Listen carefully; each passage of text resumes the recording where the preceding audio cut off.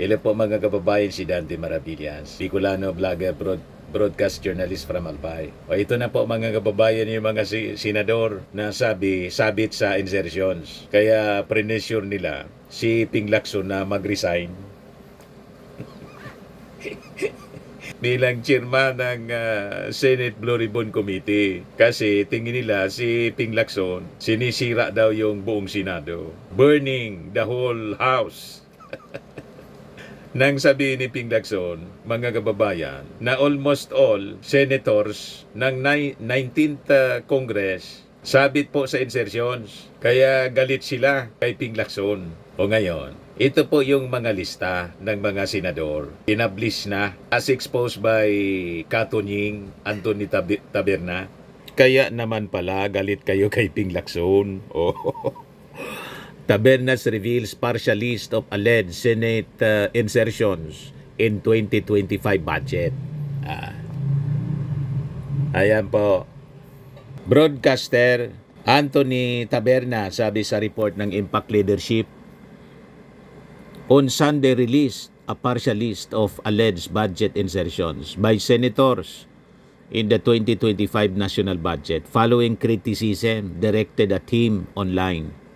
Taberna did not clarify whether the figures referred to amendments, bicameral insertions, or post-bicam adjustments. Pero dito sa in-expose ni Katunying, medyo may problema. Kasi sabi dito, notably missing from the list were Chis Escudero, Jingoy Estrada, Joel Villanueva, and Alan Peter Cayetano, Bato de la Rosa, Loren Ligarda, Robin Hood Padilla, and Ramon Bong Revilla, as well as Sunny Angara, who was no longer part of the chamber by July 2024 after being appointed Education Secretary. Taberna has yet to disclose the source of the document or provide evidence of its authenticity. So lumalabas, selective din. Si Anthony Taberna nag-release ng mga pangalan ng senador, partial. Si Anthony Taberna po, mga kababayan, kaduda-duda din ito. INC si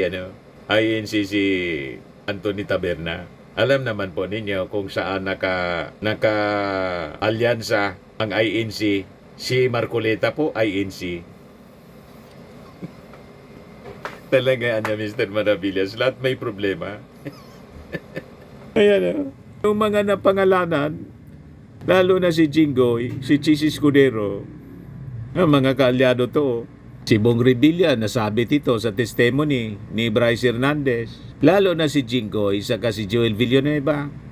Si Chis Escudero, umamin na tumanggap ng 30 million at nginoso siya ni Yusek Bernardo na ang sabi-sabit doon sa 160 million. Ang tanong, bakit wala mga kababayan sa nirelease na mga pangalan ni Katunying? Di ba po, kaina-inala? Sino ito na mga nirelease niyang pangalan nang sabit sa insertions? Yan, si Grace po, 11.4 billion daw. Francis Tolentino, 6.3 billion daw. Si Amy Marcos, 5.9 billion. Pero mareklamo tungkol sa insertions.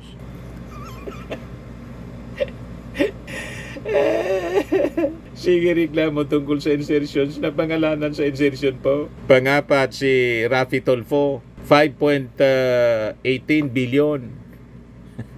5.181 billion. Si Lito Lapid, 4.7 billion. Si Cynthia Villar, 4.3 billion. Si Nancy Binay, 4.1 billion. Si Pia Cayetano, 4.1 billion. Si JB Ercito, 3.8 billion. Si Coco Pimentel, 3.7 billion. Si Win Gatchalian, 3.7 billion. Si Bongo, 3.6 billion. Si Mark Villar, 3.6 billion. Lahat billionaires po. Si Risa Ontiveros, 3.0 billion. Tapos si Mig Subiri, 2.02 billion. Plus, 15 senators lang yung pinangalanan niya, no?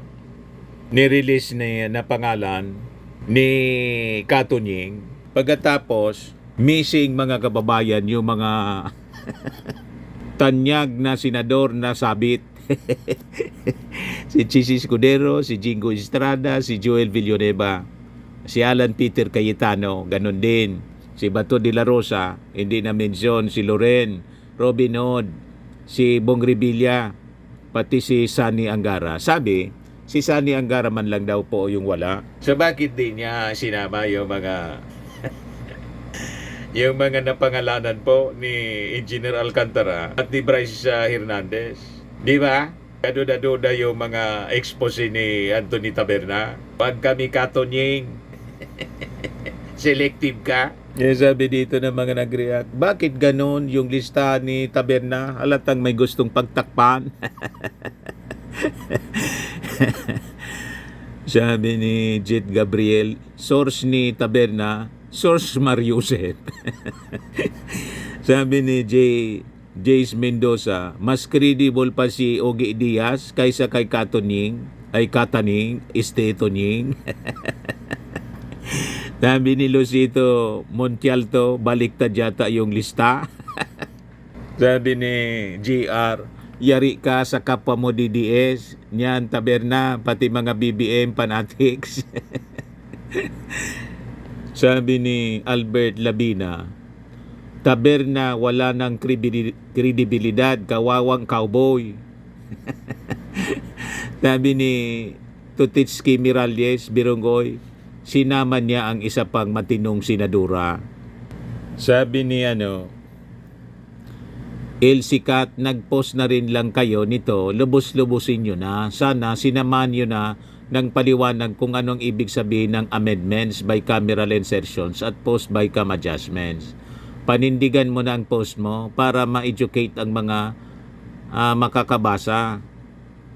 Sabi ni Mikaela, si Sani Angara lang walang insertion dyan dahil na talaga siyang DepEd Secretary. Malamang mga kababayan, si Sani Angara. Kaya sabi ni Ping Lacson, almost all. Kung almost all, bakit 15 lang ang nasa lista ni Katunying? Bakit wala yung mga nabanggit nating mga senador na napangalanan, testimonya sa Blue Ribbon Committee investigation? O di ba malinaw na sinasalba niya yung mga kalyado?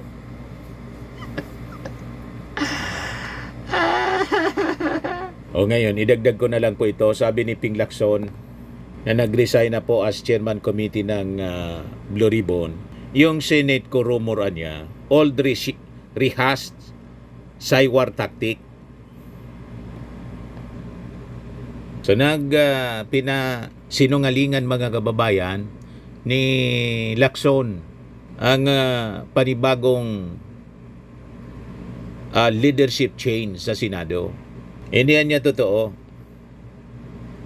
It's the same old rehashed Saywar tactic all over again, intended to confuse and sow intrigue among members ng majority. He was commenting on talks circulating that some senators are eyeing switch sides and support Senate Minority Leader Alan Peter Cayetano to become the next Senate President. Yan ang ambisyon niya, ni Alan Peter Cayetano. Hindi man niya tinatago. Sabi nga niya, lahat man na niya gustong maging Senate President. Ang siguro niya ayaw, si Lito Lapid lang.